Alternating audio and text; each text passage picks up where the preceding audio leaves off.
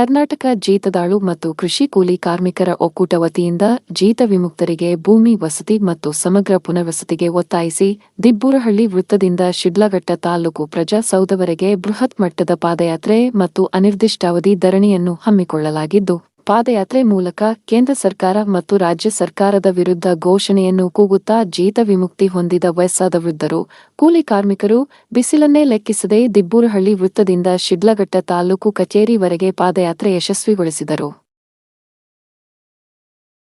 ಅವರ ವಿವಿಧ ಬೇಡಿಕೆಗಳನ್ನು ಒತ್ತಾಯಿಸಿ ಏನು ಹೇಳ್ತೀರಾ? ಈವರೆಗೆ ಆ ಒಂದು ಬೇಡಿಕೆಗಳು ನಿಮ್ಮಲ್ಲಿ ಇಲ್ವಾ? ಬೇಡಿಕೆಗಳು ಅಂದರೆ ಈಗ ಅವರು ಜಮೀನು ಹೇಳ್ತಾ ಇದ್ದಾರೆ. ಮೇಜರ್ ಜಮೀನು ನಮ್ಮ ಹಂತದಲ್ಲಿ ಇಲ್ಲ, ಸರ್ಕಾರದ ಹಂತದಲ್ಲೇ ಇರೋದು. ಸರ್ಕಾರದ ಪ್ರಪೋಸಲ್ ಹೋಗಿ ಸರ್ಕಾರದಿಂದ ಅಕ್ಸೆಪ್ಟ್ ಆಗಿ ಬಂದು ನಂತರ ಅವ್ರಿಗೆ ಅಲರ್ಟ್ ಮಾಡೋಕ್ಕಂಥದ್ದು. ಈಗ ನಮಗೆ ಈಗ ಇಲ್ಲಿ MLA ಅವರ ಹಂತದಲ್ಲಿ ಒಂದು ಅಕ್ರಮ ಸಕ್ರಮ ಕಮಿಟಿ ಇದೆ. ಅದು ಜನರಲ್ ಆಗಿ ದರಖಾಸ್ತಲ್ಲಿ ಯಾರ್ಯಾರು ಅರ್ಜಿಗಳು ಹಾಕೊಂಡಿರ್ತಾರೆ ಅವ್ರಿಗೆ ಪ್ರಾವಿಷನ್ ಮಾಡ್ತಾರೆ ಇಲ್ಲೇ. ಸೊ ಈ ಜೀತ ಭಕ್ತರಿಗೆ ಅಂತ ಬಂದಾಗ ನಮ್ಮಲ್ಲಿ ಇಲ್ಲೇ ಅಂದರೆ ಪ್ರಪೋಸಲ್ ಅವ್ರಿಗೆ ಕೊಡಬೇಕು ಲ್ಯಾಂಡ್ ಅಂತ ಇದೆ, ಇದೆ ಇಲ್ಲ ಅಂತ. ಬಟ್ ಇಲ್ಲಿ ನಮಗೆ ಕೊಡೋಕ್ಕೆ ಯಾವ ರೀತಿ ಕೊಡಬೇಕು, ಯಾವ ಇದ್ರಲ್ಲಿ ಕೊಡಬೇಕು ಅಂತ ನಮಗೆ ಕ್ಲಾರಿಟಿ ಇಲ್ಲ. ಸರ್ಕಾರದ ಹಂತದಲ್ಲೇ ಅನುಮೋದನೆ ಆಗಿ ಅವರಿಗೆ ಕೊಡಬೇಕಂತ. ಸೊ ಅದು ಕ್ರಮ ವಹಿಸ್ತೀವಿ, ಕೊಟ್ಟಿದ್ದಾರೆ, ನೆಕ್ಸ್ಟ್ ಕ್ರಮ ವಹಿಸ್ತೀವಿ.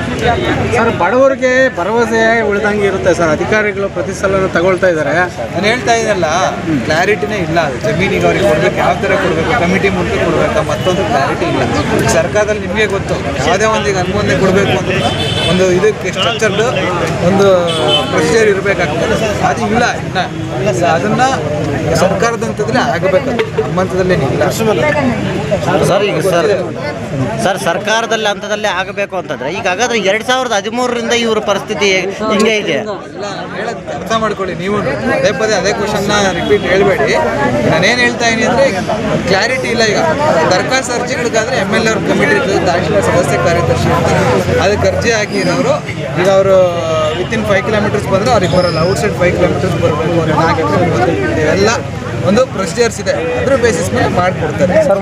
ಒಂದು ವೇಳೆ ದರಖಾಸ್ತ ಕಂಪ್ನಿನ ಹೊರತುಪಡಿಸಿ ಜೀತದಾಳಿಗೆ ವಿಶೇಷವಾದಂಥ ಪ್ಯಾಕೇಜಲ್ಲಿ ಜಮೀನು ಕೊಡುವಂಥ ಒಂದು ಇದನ್ನು ಸರ್ಕಾರ ಮಾಡ್ಬೋದಾ? ಸರ್ಕಾರಕ್ಕೆ ಮನವಿ ಮಾಡ್ಬೋದಾ? ಮಾಡ್ಬೋದು, ಅದನ್ನೇ ಮಾಡ್ತೀವಿ. ಯಾಕೆಂದ್ರೆ ದರಖಾಸ್ತ ಕಂಪ್ನಿಗೆ ವಿವಿಧ ರೀತಿಯ ಒಂದು ನಿಯಮಾವಳಿಗಳು ಸ್ಪಂದನೆ ಆಗುತ್ತೆ, ಅಪ್ಲೈ ಆಗುತ್ತೆ.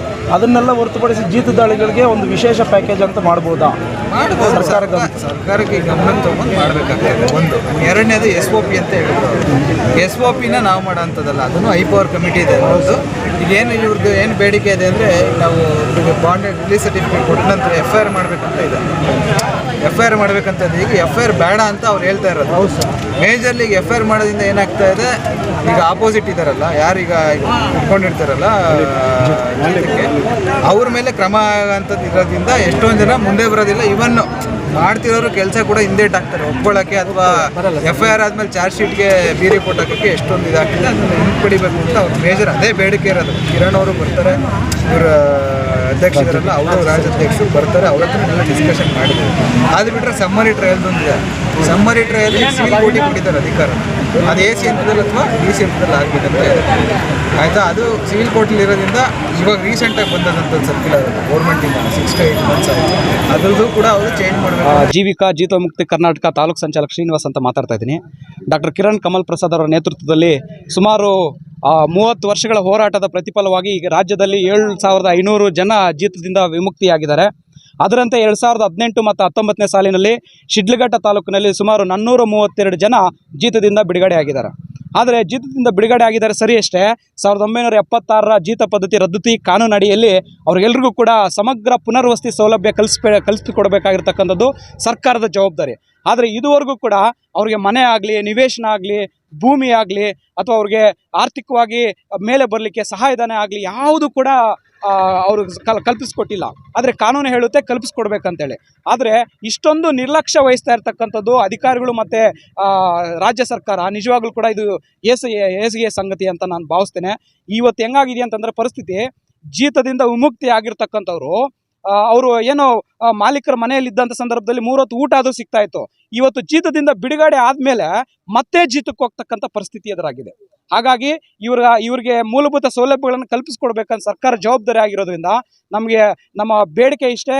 ಇನ್ನೊಂದು ಏನಾಗಿದೆ ಅಂತಂದರೆ ನಮ್ಮ ಏನು ಜೀತ ಪದ್ಧತಿ ಕಾನೂನಿಗೆ ಒಂದು ರೀತಿ ಹಲ್ಲಿಲ್ಲದ ಹಾವು ಥರ ಮಾಡಿದೆ. ಕರ್ನಾಟಕ ಸರ್ಕಾರ ಮತ್ತು ಕೇಂದ್ರ ಸರ್ಕಾರ SOP ಅನ್ನುವಂಥ ಒಂದು ಯೋಜನೆ, ಇದು ಒಂದು ಕಾನೂನನ್ನು ತಂದು ಈ ಜೀತ ಕಾನೂನನ್ನು ಹಲ್ಲಿಲ್ಲದ ಹಾವು ಥರ ಮಾಡಿಬಿಟ್ಟಿದೆ. ಅದು ನಿಷೇಧ ಮಾಡಬೇಕಂತ ದೊಡ್ಡ ಹೋರಾಟ ಇದೆ. ನಮಗೆ ಬಹಳ ಮುಖ್ಯವಾಗಿ ಕನಿಷ್ಠ 2 ಎಕರೆ ಭೂಮಿ ಕೊಡಬೇಕು, ಮತ್ತು ಮನೆ ಕೊಡಬೇಕು, ನಿವೇಶನ ಕೊಡಬೇಕು, ಮತ್ತು ಸಪ್ರೇಟಾಗಿ ಜೀತ ಮುಕ್ತರಿಗೆ ಒಂದು ಅಭಿವೃದ್ಧಿ ನಿಗಮವನ್ನು ಸ್ಥಾಪನೆ ಮಾಡಬೇಕು. ಅದ್ರ ಜೊತೆಗೆ ಎಲ್ಲ ಇಲಾಖೆಗಳಲ್ಲೂ ಕೂಡ ಇವರಿಗೆ ಮೊದಲ ಆದ್ಯತೆಯಂತೆ ಏನು ಮೂಲಭೂತ ಸೌಕರ್ಯಗಳನ್ನು ಕಲ್ಪಿಸ್ಕೊಡ್ಬೇಕನ್ನೋ ದೊಡ್ಡ ಹೋರಾಟವನ್ನು ಇಟ್ಕೊಂಡು ಇವತ್ತು ಕೊನೆ ಎಚ್ಚರಿಕೆ ನಾವು ಕೊಡ್ತಾ ಇದ್ದೀವಿ. ದಿಬ್ಬೂರಹಳ್ಳಿಯಿಂದ ಸುಮಾರು ಐತಿಹಾಸಿಕ ಒಂದು ಕಾಲ್ನಡಿಗೆ ಜಾಥಾ ಇದುವರೆಗೂ ಯಾರು ಮಾಡಿಲ್ಲ ಅನಿಸುತ್ತೆ. ಅಷ್ಟು ದಿಬ್ಬೂರಹಳ್ಳಿಯಿಂದ ಶಿಡ್ಲಘಟ್ಟ ತಾಲೂಕು ಕಚೇರಿವರೆಗೂ ಕೂಡ ಕಾಲ್ನಡಿಗೆ ಜಾಥಾದ ಮುಖಾಂತರ ಹೋಗಿ ಅಲ್ಲೇ ತಾಲೂಕು ಆಫೀಸ್ ಮುಂದುಗಡೆ ಅನಿರ್ದಿಷ್ಟವಾದ ಧರಣಿಯನ್ನು ಮಾಡ್ತಾ ಇದ್ವಿ. ನಮಗೆ ಬಿಡುಗಡೆ ಪತ್ರ ಕೊಟ್ಟಿರ್ತಕ್ಕಂಥ AC ಅವರೇ ಇದಕ್ಕೆ ಮೂಲ ಕಾರಣ. ಅವರೇ ಬಂದು ನಮ್ಮ ಮನವಿಯನ್ನು ಸ್ವೀಕರಿಸೋವರೆಗೂ ಕೂಡ ನಾವು ಯಾವುದೇ ಕಾರಣಕ್ಕೆ ಪ್ರತಿಭಟನೆಯನ್ನು ಕೈ ಬಿಡೋದಿಲ್ಲ ಅಂತ ಹೇಳ್ಬಿಟ್ಟು ನಾನು ಈಗ ಎಚ್ಚರಿಕೆ ಕೊಡ್ತಾ ಇದ್ದೀನಿ. ಸರ್, ಇದು ಕಾನೂನಿದೆ, ಕೇಂದ್ರ ಸರ್ಕಾರ ಸಂವಿಧಾನದಲ್ಲಿ ಬರ್ತಕ್ಕಂಥದ್ದು. ಇದು ಜೀತದಿಂದ ಬಿಡುಗಡೆ ಆಗಿ ತಕ್ಷಣವೇ ಇವರಿಗೆ ಸಮಗ್ರ ಪುನರ್ವಸತಿ ಸೌಲಭ್ಯಗಳನ್ನು ಕಲ್ಪಿಸ್ಕೊಡ್ಬೇಕಾಗಿರ್ತಕ್ಕಂಥದ್ದು ಸರ್ಕಾರದ ಜವಾಬ್ದಾರಿ ಕಾನೂನಲ್ಲಿದೆ. ನಾವೇನು ಕಾನೂನು ಬಿಟ್ಟು ಏನು ಹೇಳ್ತಾ ಇಲ್ಲ. ಇದು ಏನಂತಂದರೆ, ಇದು ಬಿಡುಗಡೆ ಪತ್ರ ಕೊಟ್ಟಿರೋದು ಕೂಡ ಸರ್ಕಾರನೇ, ಯಾರು ಸಂಘ ಸಂಸ್ಥೆಗಳು ಅಥವಾ ಬೇರೆ ಯಾವುದೋ NGO ಸಂಸ್ಥೆಗಳೆಲ್ಲ ಕೊಟ್ಟಿರೋದು, ಸರ್ಕಾರನೇ ಬಿಡುಗಡೆ ಪತ್ರ ಕೊಟ್ಟಿರೋದು. ಹಾಗಾಗಿ ಇದುವರೆಗೂ ಕೂಡ ಸೌಲಭ್ಯಗಳನ್ನು ಕಲ್ಪಿಸಿಲ್ಲ. ಹಾಗಾಗಿ ಆ ದೊಡ್ಡ ಒಂದು ನೋವು ನಮ್ಮಲ್ಲಿದೆ. ಇವತ್ತು ಶತಾಯಗತಾಯ ನಾವು ಕಾಲ್ನಡಿಗೆ ಜಾಥಾ ಮುಖಾಂತರ, ಯಾಕಂದರೆ ನಾವು ಬಡವರು, ನಾವು ಜೀತ ಮುಕ್ತರು, ನಮ್ಮ ಹತ್ರ ದುಡ್ಡಿಲ್ಲ, ನಾವು ದೊಡ್ಡ ಫಂಕ್ಷನ್ ಮಾಡಲಿಕ್ಕೆ ಅಥವಾ ಗಾಡಿಗಳಲ್ಲಿ ಹೋಗ್ಲಿಕ್ಕೆ, ನಾವು ಗಾಡಿ ಮಾಡ್ಕೊಂಡು ಹೋಗ್ಲಿಕ್ಕೆ ದುಡ್ಡಿಲ್ಲ. ಅದಕ್ಕೆ ನಾವೇ ತಾಲೂಕು ಆಫೀಸ್ ಮುಂದುಗಡೆ ನಡ್ಕೊಂಡೇ ಹೋಗ್ತಾ ಇದ್ದೀವಿ. ನಾವು ನಿರ್ಲಕ್ಷ್ಯ ಯಾಕಂತಂದರೆ ಇವರೆಲ್ಲ ಬಡವರು, ಯಾಕಂತಂದರೆ ಇವರು ಲ್ಯಾಂಡ್ ಲಾಟ್ಸ್ ಅಲ್ಲ, ಬಡವ್ರಿಗೆ ಜಮೀನು ಕೊಟ್ಬಿಟ್ರೆ ಇವರು ಚೆನ್ನಾಗಿ ಆಗ್ಬಿಡ್ತಾರಲ್ಲ ಅನ್ನುವಂಥ ಕಾರಣಕ್ಕೆ, ಮತ್ತು ಹೆಚ್ಚಿನದಾಗಿ ಎಲ್ಲ ಹಿಂದುಳಿದ ವರ್ಗವರು, ದಲಿತರು, ಅಸ್ಪೃಶ್ಯರು, ಈ ಜನಾಂಗಕ್ಕೆ ಸೇರಿರ್ತಕ್ಕಂಥವ್ರು, ಮತ್ತು ನಮ್ಮ ಜೀತ ಮುಕ್ತರಲ್ಲಿ ಎಲ್ಲ ಸಮುದಾಯ, ಈವನ್ ಬ್ರಾಹ್ಮಣರು ಕೂಡ ನಮ್ಮ ಶಿಡ್ಲಘಟ್ಟ ತಾಲೂಕಲ್ಲಿ ಜೀತದಿಂದ ಬಿಡುಗಡೆ ಆಗಿದ್ದಾರೆ. ಎಲ್ಲ ಸಮುದಾಯದವರು ಇದ್ದಾರೆ. ಹಾಗಾಗಿ ಬಡವ್ರಿಗೋಸ್ಕರ ಇವರು ನಿರ್ಲಕ್ಷ್ಯ ಮಾಡ್ತಾ ಇದ್ದಾರೆ. ಆದರೆ ಬಡವ್ರ ಪರವಾಗಿ ಯಾವುದೇ ಕಾರಣಕ್ಕೆ ಅಧಿಕಾರಿಗಳು ಕೆಲಸ ಮಾಡ್ತಾ ಇಲ್ಲ. ಎಲ್ರಿಗೂ ನಮಸ್ಕಾರ. ನಮ್ಮ ಹೆಸರು ನರಸಿಂಹಪ್ಪ ಅಂತ. ಕರ್ನಾಟಕ ಜೀತದಾಳು ಮತ್ತು ಕೃಷಿ ಕಾರ್ಮಿಕರ ಒಕ್ಕೂಟದ ರಾಜ್ಯ ಗೌರವಾಧ್ಯಕ್ಷರಾಗಿ ನಾವು ಇಡೀ ರಾಜ್ಯ ಮಟ್ಟದಲ್ಲಿ ಜೀತದ ಸಮಸ್ಯೆ ಬಗ್ಗೆ ಕೆಲಸ ಮಾಡ್ತಾ ಇದ್ದೀವಿ. ಇನ್ನೊಂದು ಏನಂದರೆ, ಇವತ್ತು ಇಷ್ಟೊಂದು ನಾವು ಸುಮಾರು 35 ಕಿಲೋಮೀಟ್ರ್ ಪಾದಯಾತ್ರೆ ಮಾಡ್ತಾ ಇದ್ದೀವಿ ಈ ಬಿರುಬಿಸಿಲಿನಲ್ಲಿ. ಕಾರಣ ಏನಂದರೆ, ಇವತ್ತು 2013 ನಮ್ಮ ಶಿಡ್ಲಘಟ್ಟ ತಾಲೂಕಿನಲ್ಲೇ ಹನುಮಂತರಾಯಪ್ಪ ಅಂತ ತಹಸೀಲ್ದಾರ್ ಸಾಹೇಬರು ಕಮಿಟಿಗಳ ಮುಖಾಂತರ ಮಾಡಿ ತಾಲೂಕು ಅಧಿಕಾರಿಗಳಲ್ಲಿ ಈ ಪ್ರತಿ ಹಳ್ಳಿಯಲ್ಲಿ ಕೂಡ ಜೀತ ಸಮೀಕ್ಷೆ ಮಾಡಿ ಆ ಜೀತ ಸಮೀಕ್ಷೆಯಿಂದ ಬಿಡುಗಡೆ ಪತ್ರ ಕೊಡಿಸಿ 2019 ಇಷ್ಟುವರೆಗೂ ಬರೀ ಕಾರ್ಪಾಸ್ ನಿಧಿ ಅಂತ ಮತ್ತು ಮಾಶಾಸನ ಅಂತ 24,000, ಕಾರ್ಪಾಸ್ ನಿಧಿ ಅಂತ 20,000 ಬಂದಿದೆ. ಅದು ರಾಜ್ಯ ಸರ್ಕಾರ 20,000 ಕೊಟ್ಟರೆ ಕೇಂದ್ರ ಸರ್ಕಾರ 80,000 ಕೊಡಬೇಕು. ಇಷ್ಟುವರೆಗೂ ಭೂಮಿ ಇಲ್ಲ, ಮನೆ ಇಲ್ಲ, ಯಾವುದೇ ಅವರು ಆರ್ಥಿಕವಾಗಿ ಸಬಲೀಕರಣ ಆಗಬೇಕಂದ್ರೆ ಇಷ್ಟುವರೆಗೂ ಏನು ಅವ್ರಿಗೆ ಪುನರ್ವಸತಿ ಕಲ್ಪನೆ ಮಾಡಿಲ್ಲ. ಭೂಮಿ 2 ಎಕರೆ ಕೊಡಬೇಕು ಅಂತ ನಾವು ಸುಮಾರು ಕಾರ್ಯಕ್ರಮಗಳು ಮಾಡ್ತಾ ಇದ್ದೀವಿ. ಭೂಮಿ ಲಭ್ಯತೆ ಇಲ್ಲ ಅಂತ ನಮ್ಮ ತಾಲೂಕು ಆಡಳಿತ ವತಿಯಿಂದ ನಮಗೆ ಇದಾಗ್ತಾ ಇದೆ. ಅದೆಲ್ಲ ನಮಗೆ ಇಲ್ಲ, ನಮಗೆ ಕೊಡಲೇಬೇಕು ಅಂತ ಇವತ್ತು ತೀರ್ಮಾನ ಮಾಡಿ ನಮ್ಮ ಕರ್ನಾಟಕ ಜೀತದಾಳು ಮತ್ತು ಕೃಷಿ ಕಾರ್ಮಿಕರ ಒಕ್ಕೂಟದಿಂದ ಇಡೀ ದಿಬ್ಬೂರಹಳ್ಳಿಯಿಂದ ಶಿಡ್ಲಘಟ್ಟ ಪಾದಯಾತ್ರೆ ಮಾಡ್ತಾ ಇದ್ದೀವಿ. ಇದಕ್ಕೆ AC ಅವರು ಬಂದು ನಮ್ಮ ಏನು ಬೇಡಿಕೆಗಳಿದೆ, ಈ SOP ಹೊಸದಾಗಿ ಬಂದಿದೆ, ಈ SOP ಇದ್ದರೆ ನಿಜವಾಗಲೂ ನಮ್ಮ ಕರ್ನಾಟಕದಲ್ಲಿ ಜೀತ ವಿಮೋಚನೆ ಆಗುವುದಿಲ್ಲ. ಈ SOP ರದ್ದತಿ ಆಗಬೇಕು. ಮತ್ತು ಈ ಜೀತದಾಳಿಗೆ ಏನು ಈ ರಾಜ್ಯದಲ್ಲಿ ಇದ್ದಾರೆ ಜೀತದಾಳು, ಅದೆಲ್ಲ ಇವತ್ತು ಗಣಿ ಫ್ಯಾಕ್ಟ್ರಿಗಳಲ್ಲಾಗಲಿ, ಜಲ್ಲಿ ಫ್ಯಾಕ್ಟ್ರಿಗಳಲ್ಲಾಗಲಿ, ಇಟ್ಟಿಗೆ ಫ್ಯಾಕ್ಟ್ರಿಗಳಲ್ಲಾಗಲಿ, ಕೃಷಿ ಕ್ಷೇತ್ರಗಳಲ್ಲಾಗಲಿ ಎಲ್ಲದರಲ್ಲೂ ಕೂಡ ಜೀತ ಹೆಚ್ಚಾಗಿರುವುದರಿಂದ ಆ SOP ರದ್ದಾಗಬೇಕು ಅಂತ ನಾವು ಇವತ್ತು ಸರ್ಕಾರಗಳ ಮುಖಾಂತರ, ರಾಜ್ಯ ಸರ್ಕಾರ ಮತ್ತು ಕೇಂದ್ರ ಸರ್ಕಾರಗಳ ಮುಖಾಂತರ ಒತ್ತಾಯ ಮಾಡ್ತಾ ಇದ್ದೀವಿ ಪ್ರತಿಭಟನೆಯಿಂದ. ಅದಕ್ಕೋಸ್ಕರ ದಯವಿಟ್ಟು ನಮಗೆ ಸಪ್ರೇಟಾಗಿ ಒಂದು ನಿಗಮ ಮಾಡಬೇಕು ಜೀತ ವಿಮುಕ್ತರದ್ದು. ಅದೇ ರೀತಿಯಾಗಿ ಆ ಜೀತದ ಕುಟುಂಬ ಯಾರು ಓದಿದ್ದಾರೆ ವಿದ್ಯಾವಂತರು, ಅವ್ರಿಗೆ ಫಸ್ಟ್ ಆದ್ಯತೆ ಮೇರೆಗೆ ಅವ್ರಿಗೆ ಉದ್ಯೋಗ ಕಲ್ಪಿಸ್ಕೊಡ್ಬೇಕು. ಮತ್ತು ಅವ್ರಿಗೆ ಸಪ್ರೇಟಾಗಿ ನಿಗಮ ಮಾಡಿಕೊಡ್ಬೇಕಂತ ಈ ಸಂದರ್ಭದಲ್ಲಿ ನಾವು ಈ ಹೋರಾಟದ ಮುಖಾಂತರ ಸರ್ಕಾರಗಳಿಗೆ ಎಚ್ಚರಿಕೆ ಕೊಡ್ತಾ ಇದ್ದೀವಿ. ಎಲ್ಲರಿಗೂ ನಮಸ್ಕಾರ. ನನ್ನ ಹೆಸರು ಮುನಿಯಪ್ಪ ಅಂತ. ನಮ್ಮ ರಾಜ್ಯ ಸಂಚಾಲಕರಾದಂತಹ ಕಿರಣ್ ಕಮಲ್ ಪ್ರಸಾದ್ರವರು ಸುಮಾರು 94ನೇ ಇಸ್ವಿಯಿಂದ 94ನೇ ಇಸ್ವಿಯಿಂದ ಆನೇಕಲ್ ತಾಲೂಕಲ್ಲಿ ಪ್ರಾರಂಭ ಮಾಡಿದಂತಹ ಜೀವಿಕಾ ಸಂಘಟನೆ ಇಡೀ ರಾಜ್ಯಾದ್ಯಂತನೂ ಬಂದಿದೆ. ಈ ಒಂದು ಶಿಡ್ಲಘಟ್ಟ ತಾಲೂಕಕ್ಕೆ 98ರಲ್ಲಿ ಕಾಲಿಟ್ಟು 98ರಿಂದ ಸರ್ವೆ ಮಾಡ್ತಾ ಬಂದಾಗ ಇದೇ ರೀತಿ ಅಧಿಕಾರಿಗಳು ಆವತ್ತಿನಿಂದನೂ ಮೀನಾವೇಶ ಎನಿಸಿಕೊಂಡು ಯಾವುದೇ ರೀತಿ ಜಿದ್ದಾಳುಗಳಿಲ್ಲ, ಯಾವುದೇ ರೀತಿ ನೀವೆಲ್ಲ ಸುಳ್ಳು ಹೇಳ್ತಾ ಇದ್ದೀರಾ ಅಂತ ಹೇಳ್ಬಿಟ್ಟು ಪದೇ ಪದೇ ವರದಿಗಳು ಹಾಕಿ ಕೊನೆಗೆ 2000 ಇಸ್ವಿಯಲ್ಲಿ ಅಂಗರಳ್ಳಿ ಪ್ರಕರಣ ಹೊರಬಿದ್ದಾಗ ಅಧಿಕಾರಿಗಳು ಎಚ್ಚೆತ್ತುಕೊಂಡು ಜಿದ್ದಾಳುಗಳು ಇನ್ನೂ ಇದ್ದಾರೆ ಅನ್ನೋ ಒಂದು ನಿಟ್ಟಿನಲ್ಲಿ ಅವರು ವರದಿಗಳನ್ನು ಹಾಕಿ ಜಿದ್ದಾಳುಗಳನ್ನು ಬಿಡುಗಡೆ ಮಾಡಿದ್ರು. ಅವರು ಪುನಃ ಇವರು ಪತ್ರಗಳು ಕೂಡ ಕೊಟ್ಟರು. ಆದರೆ ಇದುವರೆಗೂ ಕೂಡ ಸರ್ಕಾರಗಳಾಗ್ಬೋದು, ಅಧಿಕಾರಿಗಳಾಗ್ಬೋದು ಯಾವುದೇ ರೀತಿ ಅವರಿಗೆ ಪುನರ್ವಸತಿ ಕೊಡದೇ ಇರತಕ್ಕಂಥ ತುಂಬ ದುಃಖದ ಸಂದೇಶ.